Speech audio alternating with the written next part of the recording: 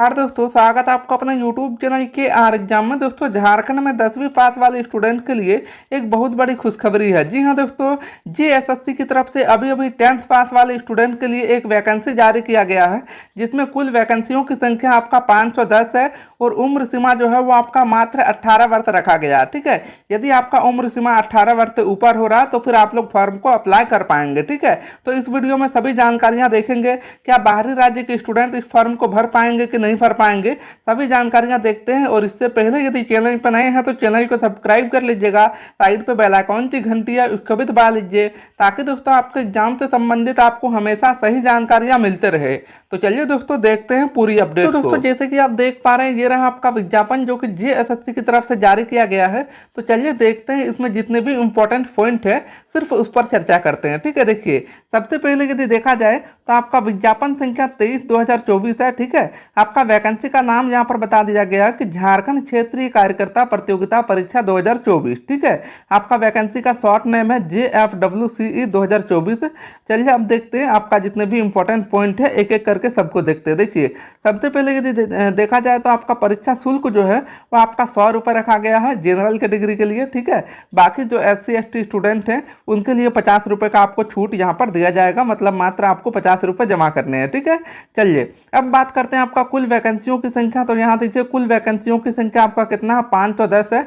आप लोग अपने अपने कैटेगरी का देख सकते हैं। सबसे पहले आपका अनारक्षित है, ठीक है, उसके बाद अनुसूचित जनजाति, अनुसूचित जाति, इस प्रकार से आप लोग अपने अपने कैटेगरी का देख लीजिएगा। ठीक है, चलिए अब बात करते हैं आपका अगले इंपॉर्टेंट पॉइंट। दोस्तों अब देखिए यहाँ पर आपको आगे बता दिया गया कि आपका जो जॉब होगी वो कौन कौन सा विभाग में होगी। देखिए यहाँ सबसे पहले बताया गया कि क्षेत्रीय कार्यकर्ता के पद में होगी। ठीक है, उसके बाद आपका स्वास्थ्य के क्षेत्र में होगा, उसके बाद चिकित्सीय शिक्षा एवं परिवार कल्याण विभाग में आपका जो भर्ती है वो आपका होने वाला है। ठीक है, देखिए आपका पे मैट्रिक्स लेवल 1 है। ठीक है, जिसमें आपका जो है 18,000 से लेकर आपका 56,900 के बीच में आपका पेमेंट बनेगा। ठीक है, और यहाँ पर देखा जाए तो अभियंत्रियों के जो आवेदन प्राप्त करने के लिए अंतिम तिथि तक आपका मान्यता शैक्षणिक संस्थान से जो है मात्र आपका 10वीं पास होना अनिवार्य है। मतलब यदि आप लोग 10वीं पास है तो आप लोग फॉर्म को अप्लाई कर पाएंगे। ठीक है, आपका सिर्फ 10वीं पास होना चाहिए और आपका कुछ नहीं होना चाहिए। ठीक है, चलिए अब बात करते हैं आगे। आगे देखिए यहाँ पर आपको बताया गया कि शैक्षणिक योग्यता जो है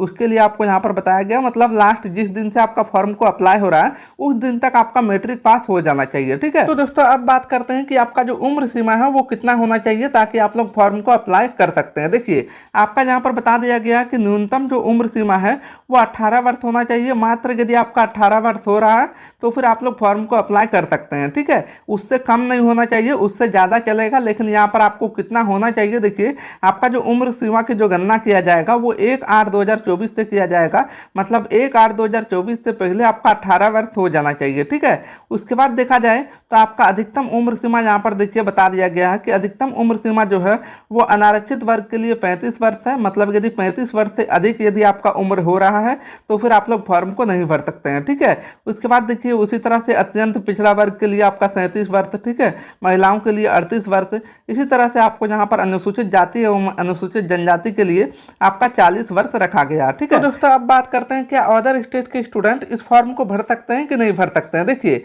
आपको मैं क्लियर बता दूं कि इस फॉर्म को जो है अदर स्टेट के स्टूडेंट भर सकते हैं, 100% भर सकते हैं। ठीक है, लेकिन यहाँ पर जो आपको नियम और शर्तें बताया गया है वो आपको फॉलो करना पड़ेगा। देखिए सबसे पहले यदि देखा जाए तो आरक्षण उन्हीं को मिलेगा जो कि झारखंड के स्थानीय निवासी प्रमाण पत्र जो है वो जमा करेंगे।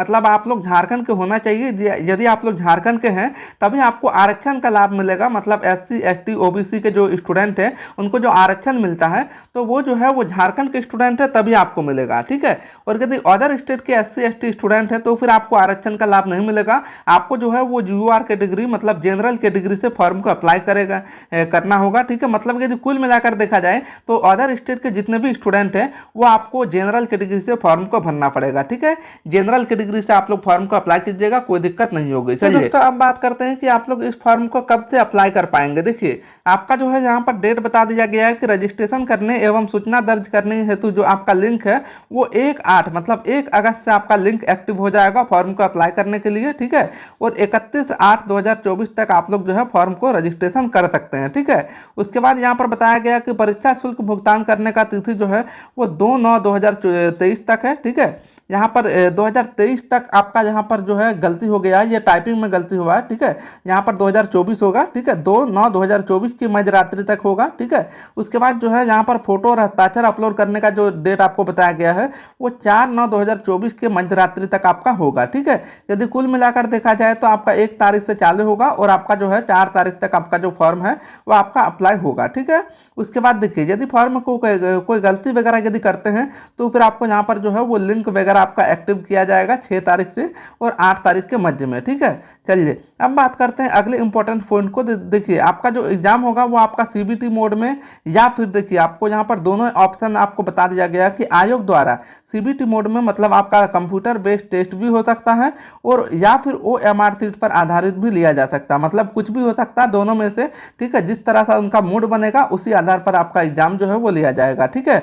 उसके बाद देखिए आपका एग्जाम जो है वो कितने चरणों में होगा, टोटल आपका एक ही चरण में होगा, मतलब एक ही चरण में आपका पूरा प्रक्रिया, मतलब कोई मेंस और कोई पीटी नहीं होगा, एक ही बार में मेंस होगा वो आपका खत्म हो जाएगा, ठीक है। वो आपका देखिए मुख्य परीक्षा होगा एक ही बार में और मुख्य परीक्षा का आपका पाठ्यक्रम यहाँ पर बता दिया गया है कि सबसे पहले आपका हिंदी भाषा ज्ञान 80 प्रश्न, ठीक है, और अंग्रेजी भाषा ज्ञान आपका 40 प्रश्न। यदि कुल मिलाकर देखा जाए तो 120 प्रश्न का आपका प्रश्न रहेंगे, इसमें आपको सिर्फ क्वालिफाई करना 30% अंक से। यदि 30% यदि आप इसका निकालते हैं तो 36 अंक, ठीक है। मतलब यदि आप लोग 36 प्रश्न को यदि सॉल्व करते हैं 120 में से तो यहाँ पर आप लोग क्वालिफाई हो जाएंगे, ठीक है।